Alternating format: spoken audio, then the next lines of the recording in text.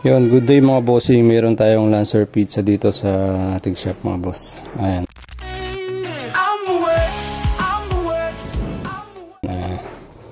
Ito yung ginawa natin dati na carburetor issue.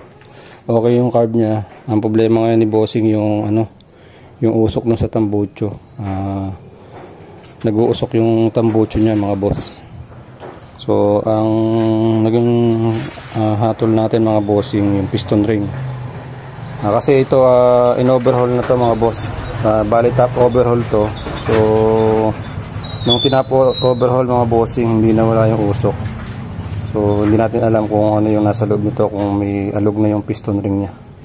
Kasi dito sa head assembly bago yung niya yung valve seal niya.